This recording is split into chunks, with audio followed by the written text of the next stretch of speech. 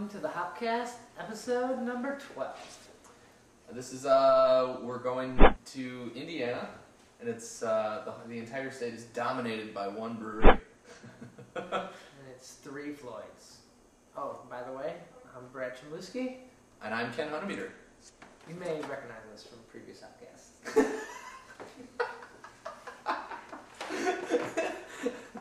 You may also know that we love Three Floyds, but I don't know if we've really done we've only done one Three Floyds beer. We talk about them regularly. Yeah, we reference them all the time. But this might taste like the Three Floyds. This is kind of like that Three Floyds. Or, oh, did you try that Three Floyds? We assume that everyone has tasted all the Three Floyds like us, which is probably a fault of our own. But in the Darkness special, we talked about their Dark Lord, which is a highly rated beer. Mm-hmm. So, and all of their beers are very highly rated and sought after beers, mainly because they do such good beers and they're hard to get. Right, they don't just distribute like very widely. We're lucky we're right here for this brewery. Yeah, we're about 35 minutes away from Three Floyds. We don't go there as much as we should, but they're a Chicago brewery. Mm-hmm. The word is they'd be in Chicago if they could be. Right. The story that I heard is that they're from Chicago, but the rent prices just on the other side of the border in Indiana are cheaper, so they put the brewery out in this like industrial park in Indiana. So that's where they have their stuff. But the heart is in Chicago, so it's a Chicago beer to me.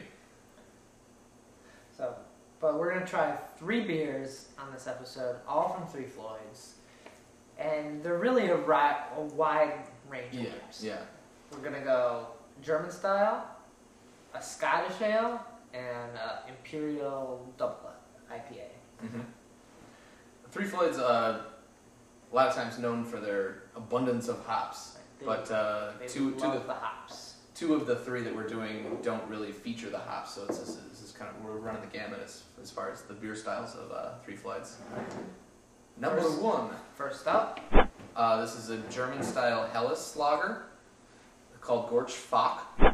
And we don't have to bleep that out because it's F-O-C-K. I don't think we've done a German-style beer on the show before. I don't think so. We've done lagers, and we've talked about lagers are usually known for, like, kind of boring flavors. So... We don't really give lagers too much cred. Lagers. We have done like some good lagers, like that Bock, that double Bock that we did was good. And it was technically a lager. The Bobtoberfest was a surprisingly decent Oktoberfest, or lager. Yeah.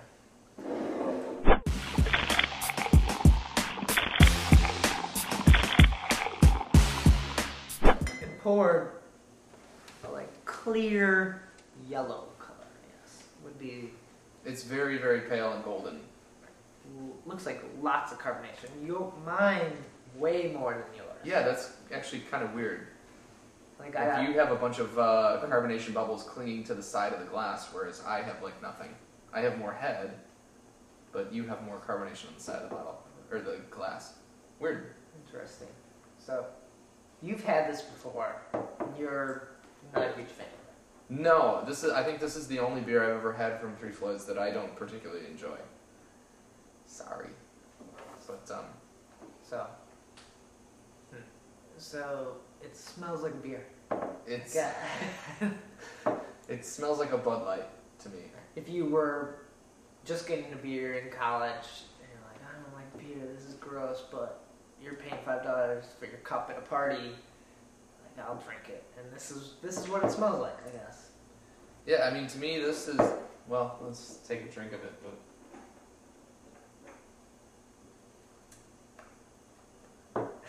but... Does it not taste like a Bud Light? Yeah, that tastes like a Bud or a Miller Lite. Your light standard beer, I guess. I mean, I think it is, there are some, like, slightly better grain qualities, I think, to this, but like, if you could just get a 24-pack of Bud Light for well, how much they cost, like $12 or whatever, or you could spend a lot more money on this. I'd probably just go with the Bud Light. I have a warm MGD we could pour out and look at the color. I'm sure it's not going to taste very good, but we could look at the color. We don't have to drink it. I mean, you're going to, like, throw it away anyways, aren't you? Fine. We could just, you want me to grab that? Sure, just look at the pour. You can talk about the German style. The Helles style of lagering came to be because the Czechs, I believe, had their new style of beer, which was their Pilsners. And they're a really light and crisp form of beer. And the Germans were afraid that all the Germans were going to go over there and drink their beer. So this is the Helles style is basically the German answer to the Czech Pilsner. And so that's like where that came from. But I don't know. I'm just very disappointed in this beer. Maybe it's just me and I don't like this style, but it's just not very interesting to me at all. Alright, so I'm gonna pour this out, and I can already tell it's lighter. Like just seeing it looks in like the bottle. a bottle. So you're getting about as much carbonation as we got from the Three Floyds beer. It's lighter. It's lighter. It's definitely more yellow. It's the brownish red, amber hues, and it has a different smell. Similar, but a little different. How old is this? I don't know. Someone brought this over for our party, so okay. I guess. Do they put the born on dates on here? Or is that just Bud Light? Would be there if it wasn't washed off, but I don't want to be like crass or anything, but You think it's old? I think it kind of smells like diarrhea. Wow. It's also warm, which this style of beer, it needs to be like Colder. dead cold. Like you just ran 28 miles and you need something to drink and water's not an option. You want this beer cold, and it's that much better cold. Like it's not objectionable. I don't want to sound like I'm being too harsh on it because I actually really really like Three Floyds, but like, I mean, if it was like a really hot summer day and you're out like at like a German festival, like a street festival, this would be like a perfectly fine beer to have. But I don't reach for it. I think they. I think they hit the style correctly. Right? Yeah, I mean, I don't know a lot about Helles lagers. I wish that I had a few more to like compare the Helles lager to because I just don't know that much about it. But I mean, it tastes like a lager to me. Wait, so this could be. Let's move this, but this beer could be an excellent stepping stone.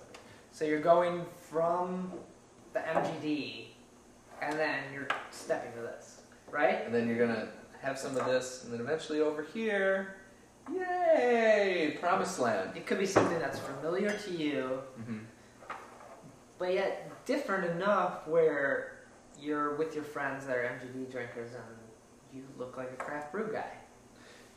Can't you tell, like, maybe it's not your favorite style, but you can tell that it's like craft brewed though. No?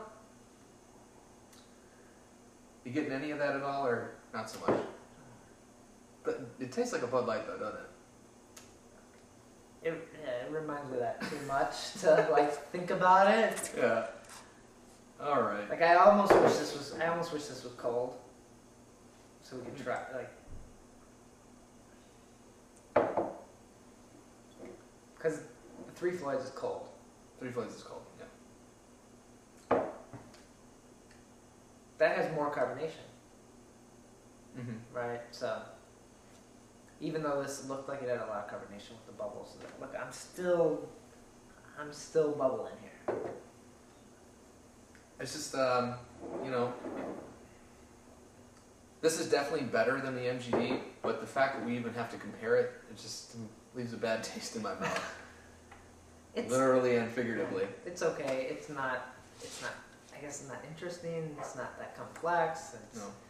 I would pass on it if I saw it in a store. I'm glad I tried it. I mean, if I was watching this, I probably would be curious and go out and buy it anyways, but that's just me because I'm stupid. Just saying. Of course, you're going to want to try everything. You're watching the Hopcast because you want to maybe hear what we say. You're already a craft beer drinker. You're going to see this and be like, oh, I haven't had the Three Floyds. Those guys said it sucked. I might as well try it too. Just so I can confirm that it sucks. Yeah. All right. Well, let's move on. Switch to the next one. We'll go on to the.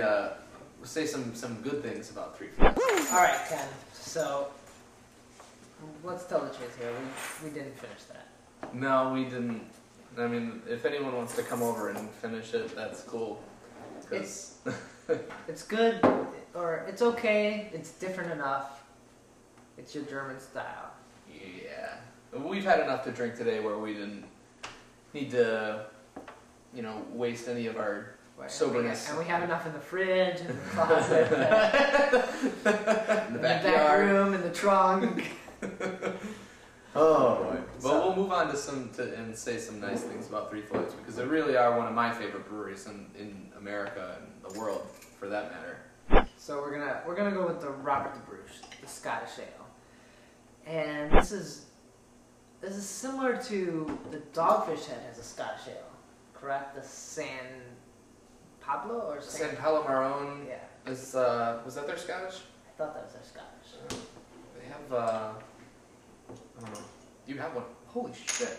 Yeah, that's a full beer. That's like this beer is filled to the brim. That's not right. So no oxygen has got in that. I have never seen this in my life. Wow. So if you've had that Dogfish Head, this is going to be similar to that. So let's pour it out.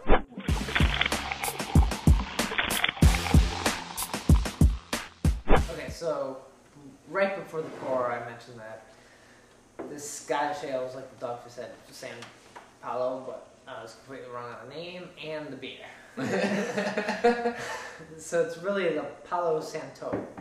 Palo Santo Marone. So, but no, that's the name of that I was thinking of, but this is their malt beer. Yeah, this one's like a 12%er that's been aged on wood. Right, so it's a brown malt beer. Yeah.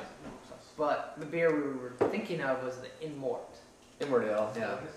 That one's more, it has like the peaty, scotchy smoke flavors that you expect from a Scottish ale. But this Robert the Bruce is not necessarily a Scotch ale, it's a Scottish style ale.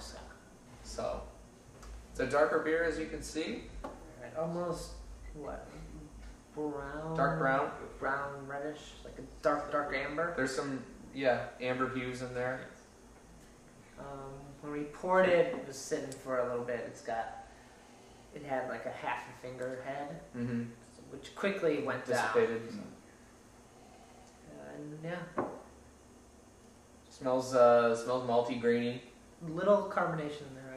I've got a little bubbles again, which And I have none again. could be my glass, I guess.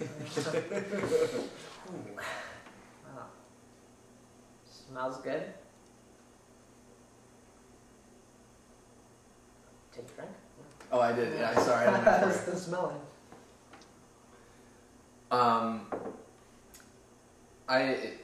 It's not like overly scotchy. No. Is the first thing. A lot of times you can get like hit over the head with those peat flavors, like you would actually be drinking like a glass of scotch. This is more like a dark, brown, malty, sweet base beer. Right, that sweetness I get hit with right away, and then it quickly goes away. But the Inmort Ale, I feel like that's a tough one to drink early in the night or just at home. Where this one could be a first beer. This is one of their year rounds, and it's pretty I would say sessionable.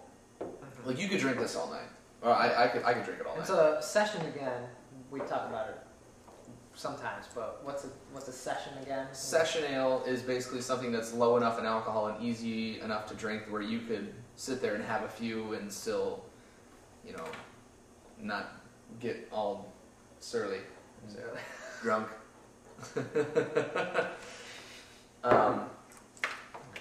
But I think this does have like notes of those smoky peated flavors. You get them in like the aftertaste, where it's like, oh, there it is. Oh, but it definitely doesn't hit you over the head with it. It's like to me it tastes more like a brown ale, which just has those lingering flavors to them. But I think it's just a wonderful beer. It's just flavored, like rich and flavorful, and just has well-rounded characteristics to it. I guess I'm surprised this is a year-round beer, because I feel like browns are sometimes more fall-y beers, so I'm surprised they don't come out with this after summertime. Yeah, because they have maybe 4 or 5 that are like year-round. Gumball Head, Alpha King, the Pride and Joy, Robert the Bruce. I think those are the 4 main ones. Okay. Or not Gumball Head's not even in there. That's a summer one. That's a summer beer. But all right, Three Floyds beer number 3. Hey, how about that? All right, so we did the Gorch Fock. we did the Gorch from Three Floyds. I should just stop trying to say anyone's name and be like, what's that? We did the Gorch Fock. Heller's. Now I can't talk. Helles style lager. And then we did the Robert the Bruce. I got that. You got that. You take care of it. The Robert the Bruce. We're going up in intensity of flavor, so starting light and getting more and more heavy. This is what Three Floyds is known for: the hops. We say that all the time. Mm-hmm. The hops are going to be in this beer. This is a double IPA or Imperial IPA. Let's see.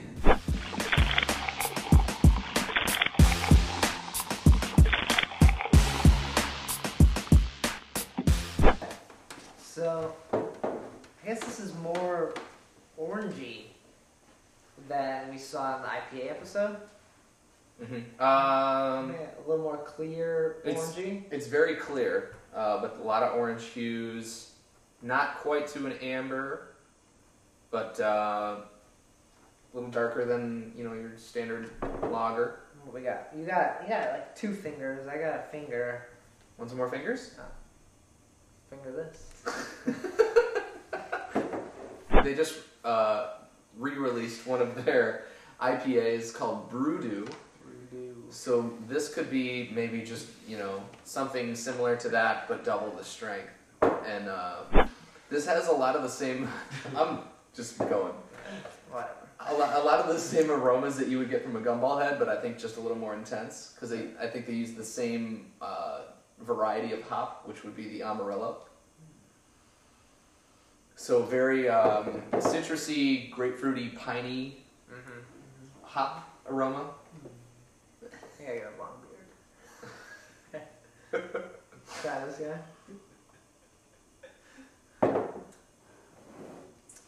Wow. Brad's never had this before, so I'm like really, really excited to see what his reaction is. That's tasty. All right. That's tasty. Moving on. Thanks for watching the Hopcast. So, as you know, I'm a big fan of the Two Brothers Heavy Handed, and this has the heavy handed taste, but a little more bitter. Mm-hmm. Like, is this with wet hops? They don't mention anything about wet hopping. I would tend to guess no. This definitely has more hop. Like you could. Yeah, it is a double or imperial, so it's going to have a lot. I mean, the flavor intensity is going to be, more intensified. That was a stupid phrase. I'd be interested to see what heavy-handed imperial will taste like. Yeah, that's a good question. But I think you're onto something where maybe they were using some of the same variety of hops for their bittering, because it does have like similar flavors to the heavy-handed. But you bring up Heavy-Handed and Two Brothers along with our Three Floyds conversation because they have a tie. Right. Both the labels are designed with the same person. What's the guy's name? Mr. Randy Mosier, who's a beer icon here in the city of Chicago. He's written some books on brewing and that sort of thing, but he's designed both of these labels. Which is crazy to me, because these labels are completely different. The Three Floyds are more like, their whole labeling scheme is more psychedelic, like... It was like demons and like crazy cartoons. You just ate a bunch of acid and you're like drawing some stuff out and like, whoa man, look at that, that looks cool. I think I heard him say that too. And he just like, I think Three Floyds might be just like, man, do what you want. Like we have the beer, just go crazy with it. Like we're not telling you what we want. We love what you do, just go at it. I think they probably just lock him in a room with whatever beer he's designing the label for, and they just get him really, really drunk off it, and then like give him a bunch of paper and some markers, and they see what comes out of it. Where the Two Brothers guys, I think they might want something more traditional. Like they're a little more conservative. Right, I think they're a younger brewery than Three Floyds. Right, by a couple of years. Probably. Two Brothers hasn't been around for all that long. Maybe 12 years. Oh, 12 years? No. No? 96? Oh, really? Is that what they said on the tour? I was on the tour yesterday, but I can't really remember. Wow.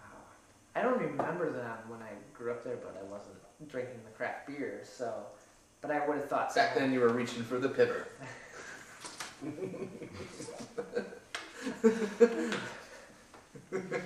You were reaching for whatever was open in the parents' liquor cabinet. Right, exactly. Whatever you could afford on your allowance. Then water that vodka back down. They never know. They know.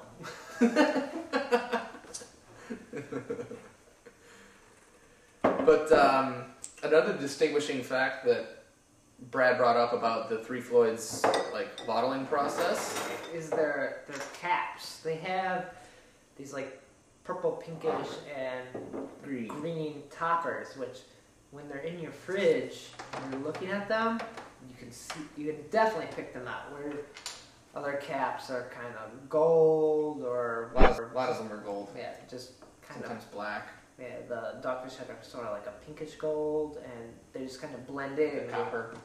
Yeah, where the Three Floyds are like, that's the Three Floyds, I know that's good.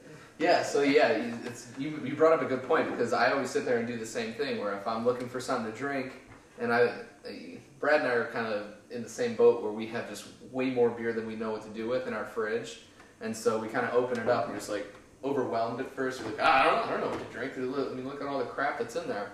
You always know that you're going to have something good if you see the Three Floyds. Because you're pushing stuff around. Way in the back there, and you're like, oh, I see a Three Floyd. I don't know what it is, but it's from Three Floyds. It must be good. Unless it was a Gorch Fock. Three Floyds. Munster, Indiana.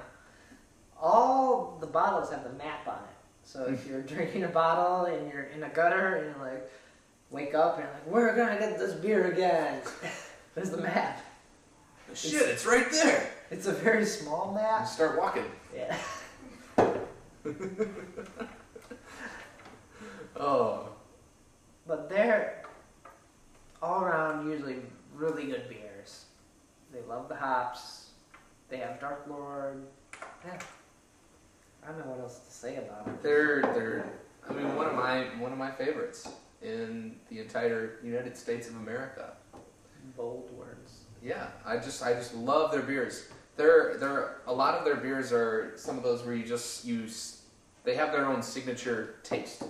Like you can, without knowing what was just poured into your glass, be like, I think that's Three Floyds.